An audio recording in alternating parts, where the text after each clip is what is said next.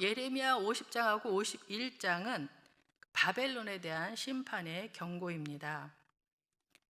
바벨론은 BC 612년에 아수르의 수도 니느웨를 정복하고 BC 605년에는 갈그미스 전투에서 애굽군을 격파한 뒤에 아수르의 잔존 세력을 멸절시킴으로써 근동 지역의 패권을 차지하게 됐습니다.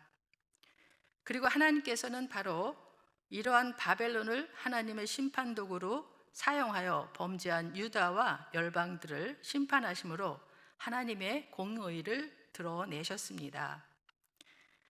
물론 바벨론이 그와 같이 하나님의 도구로 사용된 것은 그들이 의로웠기 때문이 아니라 역사의 주권자이신 하나님께서 그의 절대 주권으로 그들을 하나님의 뜻을 이루는 방편으로 사용하셨기 때문입니다.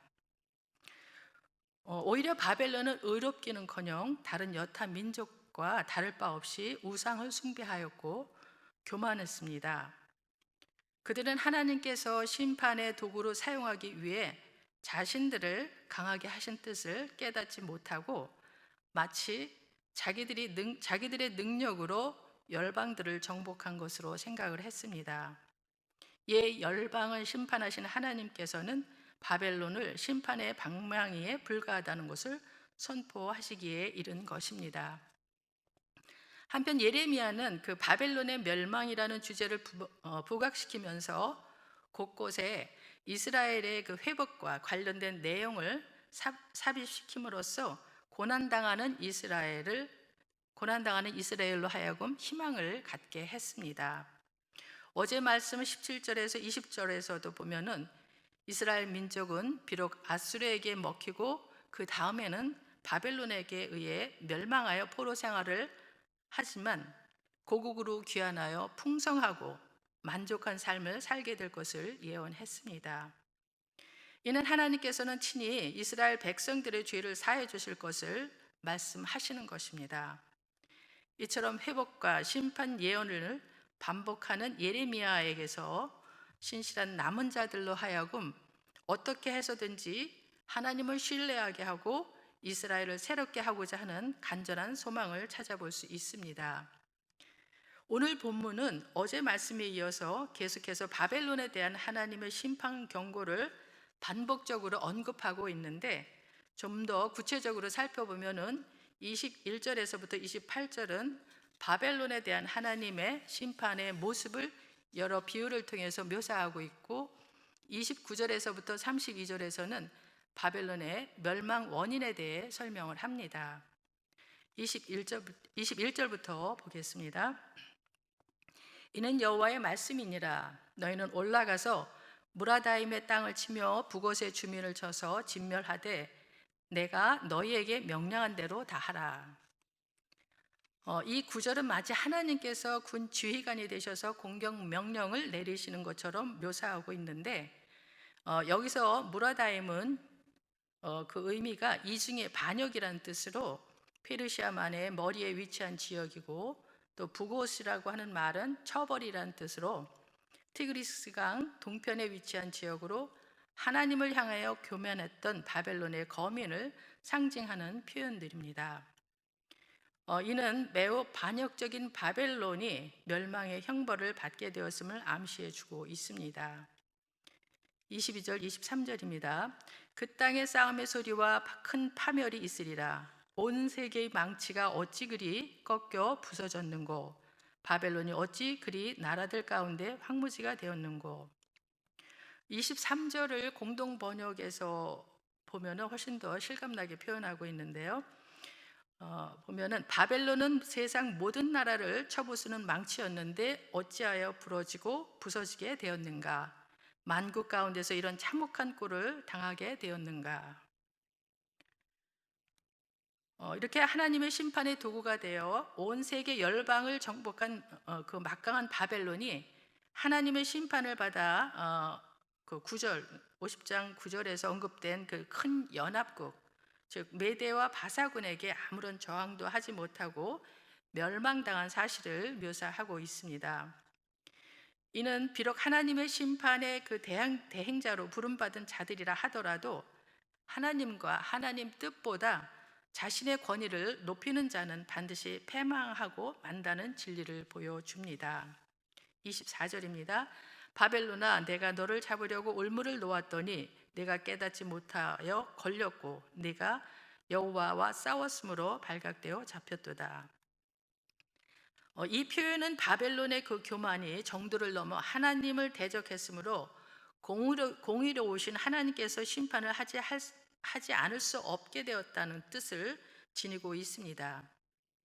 물론 이방 민족인 바벨론이 하나님을 알 리가 만무했고, 그래서 그들이 정면으로 하나님을 대항한 일은 더더욱 없었다고 할 수가 있습니다.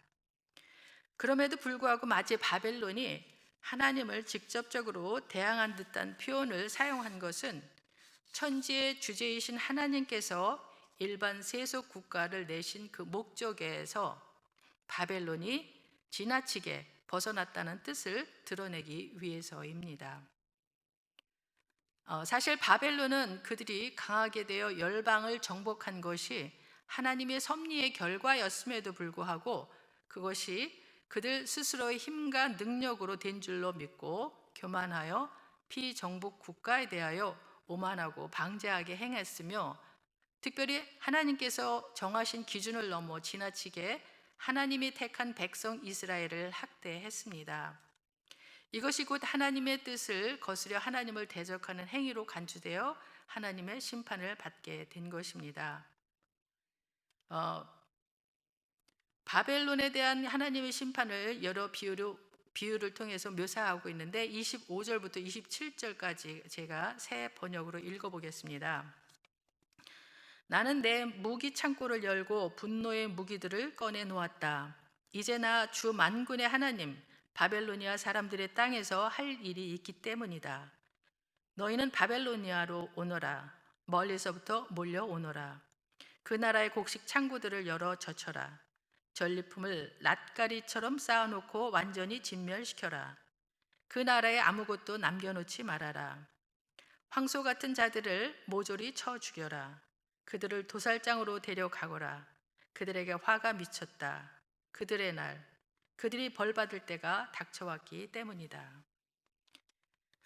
여기서 황소는 힘과 권력, 부 등을 상징하는 그 은유적인 그 표현으로서 여기에서는 그 새로운 하나님의 그 심판 대행자에 의해서 멸망당하게 될 바벨론의 모든 유력한 자들을 가리킵니다. 결국 이들이 도살장으로 끌려가는 모습에서 자신이 가진 조그만 권력에 매료되어 하나님을 거역한 인간의 어리석음이 나타나 있음을 볼 수 있습니다. 28절입니다. 바벨론 땅에서 도피한 자의 소리여, 시온에서 우리 하나님 여호와의 보복하시는 것, 그의 성전에 보복하시는 것을 선포하는 소리로다. 바벨론 땅에서 도피한 자는 포로에서 귀환한 이스라엘 백성들을 지칭하는 말입니다. 그리고 소리는 포로에서 귀환한 이스라엘 백성들이 하나님께서 당신의 백성들을 박해하고 성전을 파괴한 바벨론을 심판하시고 멸망시킨 사실을 선포하고 찬양하는 소리입니다. 따라서 이 구절은 바벨론 멸망의 원인이 무엇이었는지 간접적으로 나타내주고 있습니다.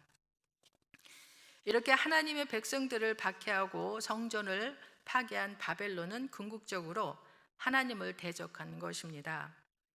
하나님을 대적한 자는 살아남을 수가 없습니다. 29절입니다. 활 쏘는 자를 바벨론에 소집하라. 활을 당기는 자여, 그 사면으로 진을 쳐서 피하는 자가 없게 하라. 그가 일한 대로 갚고 그가 행한 대로 그에게 갚으라.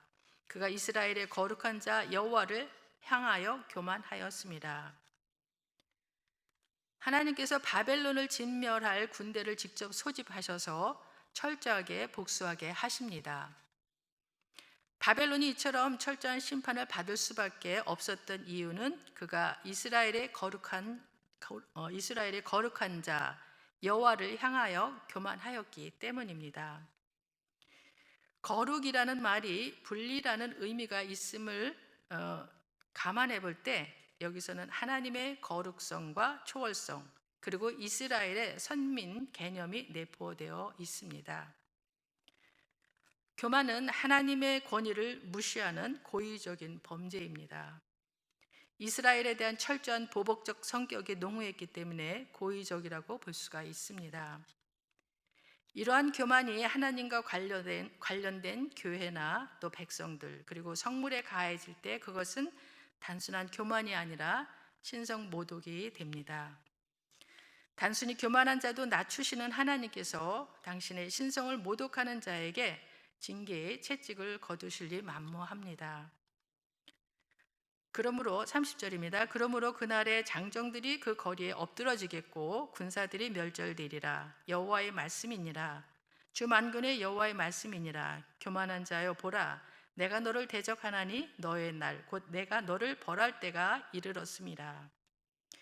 베드로전서 5장 5절에서도 하나님은 교만한 자를 대적하신다고 하셨습니다. 교만한 바벨론에 대한 하나님의 심판이 임박하였음을 보여주는 구절입니다. 여기서 특별히 교만한 자라는 표현은 바벨론에 대한 하나님의 심판의 당위성을 더해 줍니다. 32절입니다. 교만한 자가 걸려 넘어지겠고 그를 일으킬 자가 없을 것이며 내가 그의 성읍들에 불을 지르리니 그의 주위에 있는 것을 다 삼키리라. 바벨론이 다시 재건될 수 없을 정도로 완전히 파멸하게 될 것을 예언한 것입니다. 이 예언대로 바벨론은 바사에 의해 멸망한 뒤 다시는 회복되지 못했습니다. 하나님은 하나님의 뜻대로 나라를 세우시기도 하시고 망하기도 하십니다. 하나님이 온 세계와 역사의 절대 주권자요 섭리자라는 사실과 그러한 하나님께 교만한 자는 필연적으로 멸망할 수밖에 없다는 사실을 오늘 본문을 통해서 교훈해 줍니다. 교만은 스스로 높아지려는 마음으로 하나님의 주권을 인정하지 않고 자기 자신의 뜻대로 행동하는 것을 말합니다. 교만은 하나님처럼 높아지려 했던 사탄에게서 시작되었으며 아담과 하와를 타락시킨 주범입니다. 이처럼 교만은 하나님의 백성을 타락시키는 사단의 주요 도구로서 정욕에 빠지게 하거나 악한 마음, 자기 자랑, 자기 연민에 빠지게 하여 결국 멸망에 이르게 합니다. 하나님은 이렇게 사단적인 속성을 가지고 하나님을 대적하는 교만한 자를 물리치실 수밖에 없습니다. 왜냐하면 하나님은 예수님을 피조물인 우리들에게 내어주시기까지 하신 겸손한 분이시기 때문입니다. 잠언 18장 12절은 말씀합니다. 사람의 마음의 교만은 멸망의 선봉이요 겸손은 존귀의 길잡이니라. 기도하겠습니다.